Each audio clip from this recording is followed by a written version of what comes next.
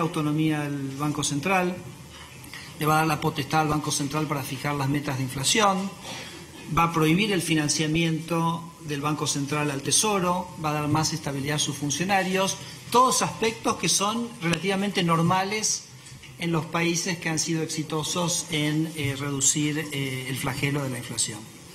Pero eso es un proyecto que vamos a estar enviando en los próximos meses. ¿Qué hacemos hoy en este sentido? Porque muchas de aquellas cosas que esa Carta Orgánica de alguna manera impondría o establecería, podemos avanzar a recorrer ese camino ya hoy.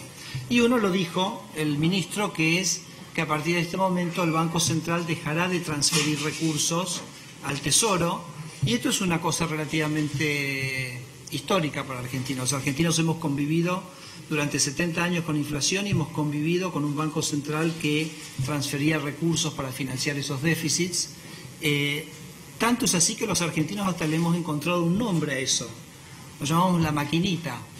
En el imaginario de los argentinos la maquinita era un mecanismo por el cual se metía dinero para financiar un déficit, y un poco lo que estamos anunciando es que esa maquinita hoy se desactiva o se desenchufa, piénsenlo como quieran. Y lo podemos hacer por el avance que ha logrado en estos años y lo que se planifica en términos del déficit fiscal.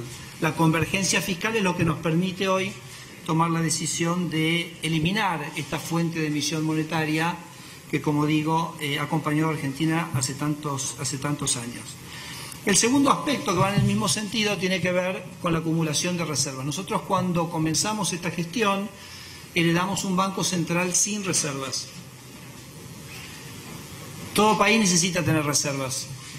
Entonces entramos en un programa de acumulación de reservas bastante acelerado durante estos últimos 2 años. Llegamos a comprar 40.000 millones de dólares de reservas en estos 2 primeros años de gestión.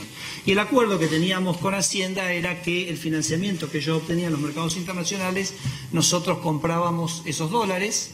Por supuesto que cuando uno compraba los dólares emitía pesos, es decir, uno entregaba pesos a cambio de los dólares, con lo cual ahí teníamos una segunda fuente de emisión monetaria que obviamente nos obligaba a nosotros a un gran esfuerzo de absorber posteriormente esos pesos, que lo hacíamos emitiendo instrumentos que se llaman las LEBACs, que los conocen. Ahora, ¿qué pasa? Dado los 2 años, el nivel de reservas que hemos acumulado, que yo digo, qué suerte que los acumulamos, porque eventualmente un país se enfrenta a un proceso de cambio en los mercados internacionales, de turbulencias como la que vivimos en los últimos meses, y por suerte habíamos acumulado esas reservas en los primeros 2 años, pero dado el nivel de reservas que tenemos hoy, dado los fondos que el ministro anunciaba que el Fondo Monetario va a estar aportando, sentimos que hoy podemos cambiar, pasar a un esquema donde preservamos los niveles de reservas que tenemos, no nos comprometemos a comprar los recursos adicionales que consiga el Tesoro, y eso de alguna manera nos exime a nosotros de la necesidad de hacer la emisión de pesos correspondiente.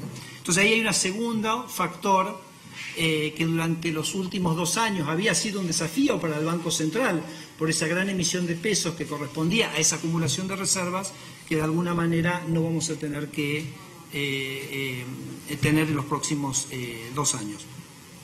Y hay un tercer elemento, es el tercer elemento central en esta tarea de facilitar el accionar del Banco Central en lo que hace a la baja de la inflación, que tiene que ver, y tengo que hacer un poquito de historia acá. El Banco Central de Argentina supo tener decenas de miles de millones de dólares, no me refiero a hace muchísimos años, hace 10 años. Y en la gestión del gobierno anterior, esos dólares se fueron del Banco Central. Y a medida que el gobierno anterior se llevaba los dólares del Banco Central, le daba al Banco Central unos títulos que se llamaban letras intransferibles. Le decía, dame los dólares y yo te doy este papel. Este papel se llama letras intransferibles. Fíjense el nombre, intransferibles. Es decir, que el Banco Central poco podía hacer con ese instrumento.